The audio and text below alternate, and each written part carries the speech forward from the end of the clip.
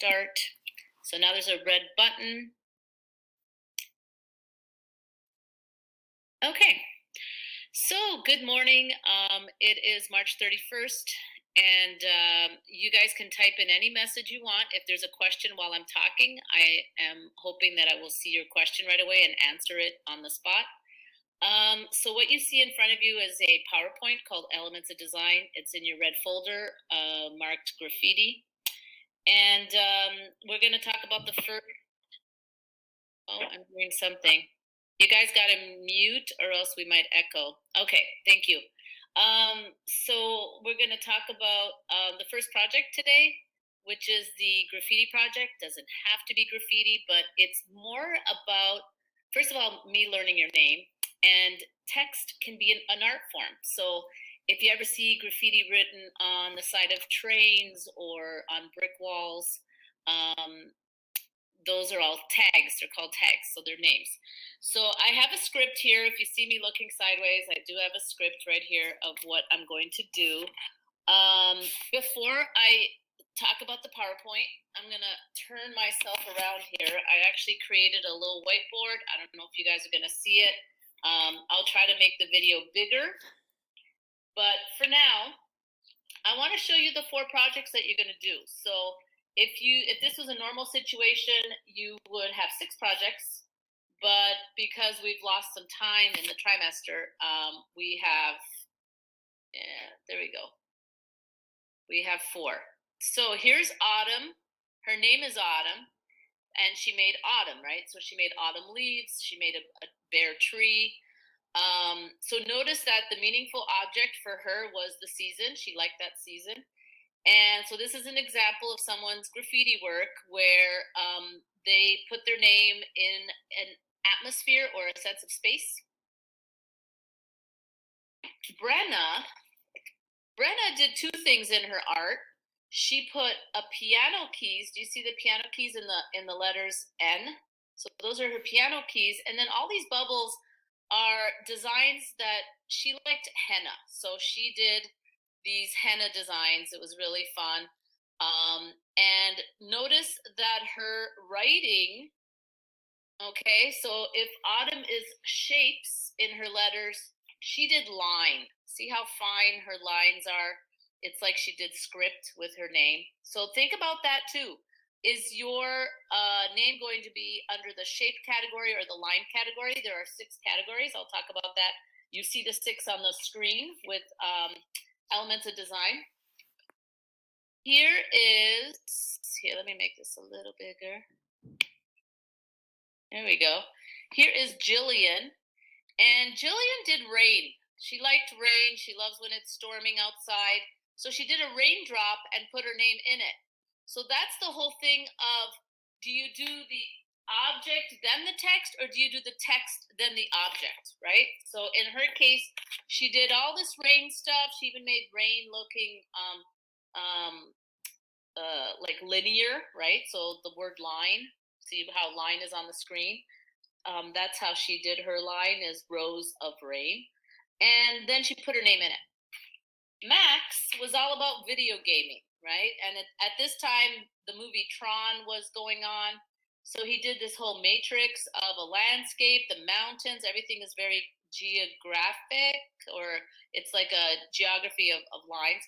And then he put his name on top of it. So he did the design first, then the name on top. You could do the name, then the design.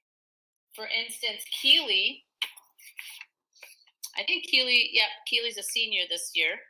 So she gave this to me. So she did her name first, right? In bubble letters, it's bubbly. It's like balloons in the air. And then she put birds around it and sky. And one thing that you have to do with this project is you have to separate your elements of design. So her letters are bubbles, so that's under shape. Her line is... actually, she didn't include line because you could drop one, so line is not there. Color, she did bright colors.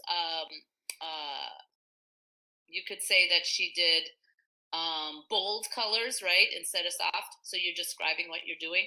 And then space, she did clouds. She did a sky. And she shaded her birds. and she shaded the sky. So you could do the element in various places. Jen was all about sushi. She loves her sushi. Notice where her name is. It's just down here. So her name is like a soy sauce splash. So your name could be small and almost like Where's Waldo, where you have to find it. And your object can be big, or your name could be big and then the object small. Okay, so those are examples of the Unit 1. Unit 2 is the body in action. So just to give you an example, here's Jackie Chan. I don't know if you've ever seen a Jackie Chan movie. Here he is doing a karate kick. So you have to have a person moving. And so I say body in action. He looks like he's walking, I guess. A splash of color on his pants, whereas the other one is black and white. So think about the background. See how the background, you see this? Because the paper is like almost a tracing paper, and you don't have to do that, because really the materials that you have at home is what you're going to do with it, right?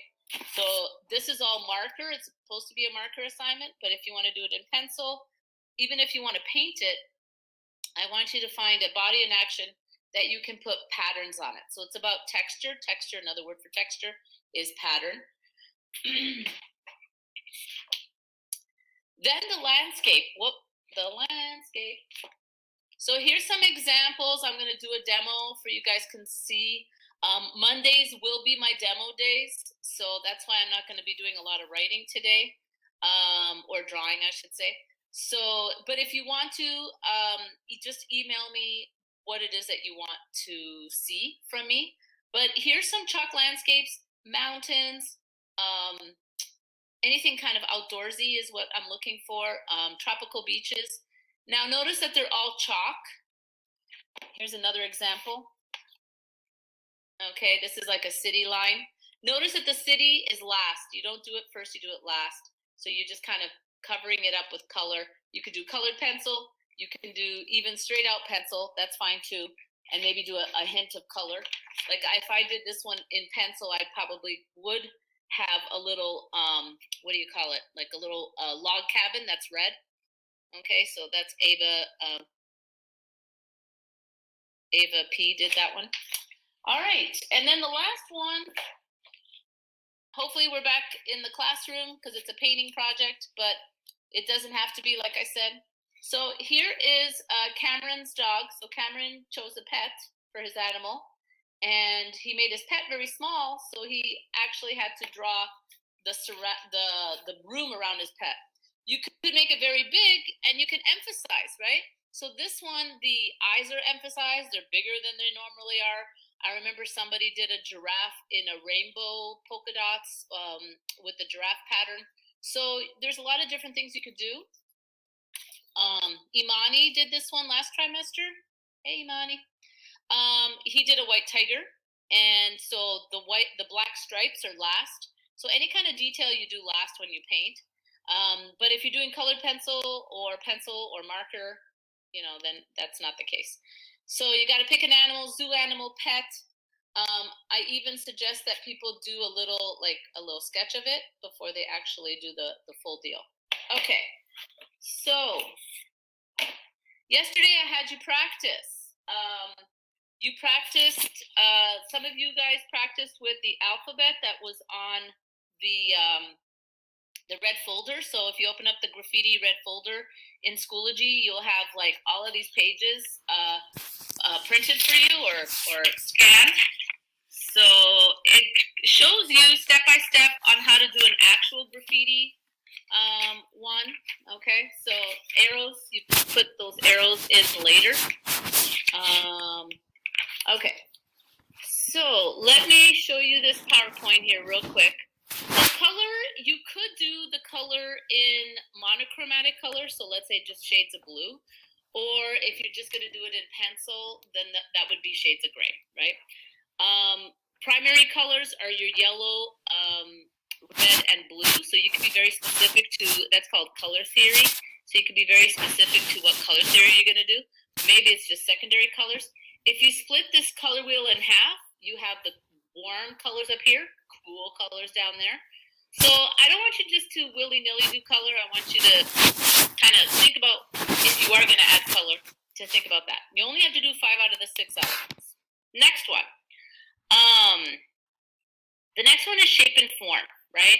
So here's your, let's say you're doing the letter A. I don't know if you guys can see. Let me just, okay. So I'm going to move it over here. All right, so if let's say your name is Anna, okay? You don't always have to do boxes. So I'm doing trapezoids. So if you make them all the same and you put your letter in it, then you've created your own font. So under shape,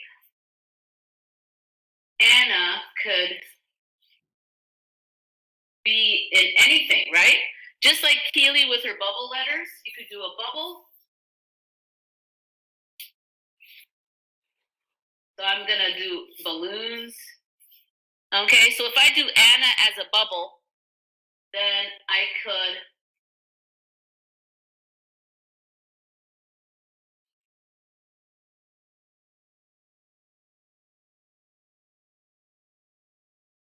okay, so there's Anna in a bubble. So anytime you put a shape down, then your letters fit in it. Okay. So these letters, when they're simple like this, they're called Helvetica letters. And Times Roman, which is your default when you do a Microsoft Word document, they have little tails on the sides. So if you go like this, you can make your letters fancy. And those are called serifs. Okay. And I don't know why we throw a lot of French into our English vocabulary, but if there is no serifs, it's called sans serif. And the word sans is without in French. So do you want to make it sans serif or serif? Okay? So that's one way of creating your own lettering, your own font, or you could steal from the internet like a lot of you guys do. Okay, so going back to shape. Oh, how do you do a form out of it? Okay, I was going to show that. So the word Anna, there's 3 tricks to this, okay? So one is find the angle. Okay, I'm going to make the angle 45 degrees. So 45-degree angle, and then you, how thick is it? Okay, I'm going to make it 1 inch thick, okay? And then you're running parallel lines, parallel. All right, I wrote those 3 steps down. Now I'm going to show you how that's done. One is an angle, so you're going to pull all the corners and do a 45-degree angle. Do you see this?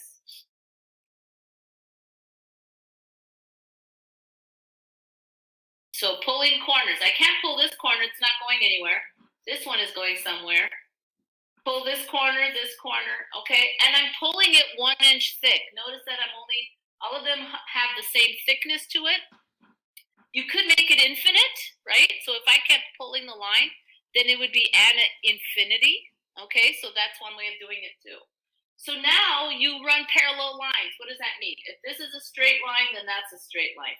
If this is angled, then that's angled. If this is up and down, then that's up and down. Straight line, angled, angled.